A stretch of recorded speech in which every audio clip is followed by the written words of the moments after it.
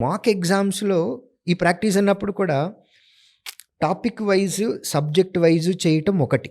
చాలామంది ఏమంటారంటే I'm very good at reasoning.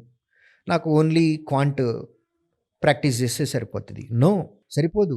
Full length మీరు ముందే ప్రాక్టీస్ చేస్తే, ఫుల్ లెంగ్త్ ఎగ్జాములు చేస్తేనే మీకు రియల్ టైమ్ ఎగ్జామ్‌లో మీకు మ్యాచ్ అవుతది.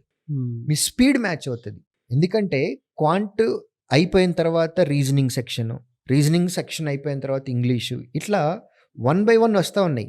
మన మైండ్‌లో అవన్నీ రివైజ్ అవ్వాలి. అది ఫుల్ లెంగ్త్ ఎగ్జామ్‌లు రాసినప్పుడే జరుగుతది. అయిపోయింది. నెక్స్ట్ ఎగ్జామ్ రాసిన తర్వాత అన్నీ కరెక్ట్ అవ్వు. ఎవ్వరికీ అవ్వవు. ఎప్పుడో ఒకసారి అవుతుంది. 100 ఔట్ ఆఫ్ 100. అది కూడా అందరికీ అవ్వవు, కొంతమందికి అవుతాయి. ఇవాళ కరెక్ట్ అయినాయి అనంటే రేపు కూడా కరెక్ట్ అవుతాయి. మనమేమి రాళ్ళేలా చేసి పెట్టాం. మన మైండ్‌లో నుంచే వచ్చింది కాబట్టి ఆ పాయింట్ రేపైనా అదే కరెక్ట్ అవుతది.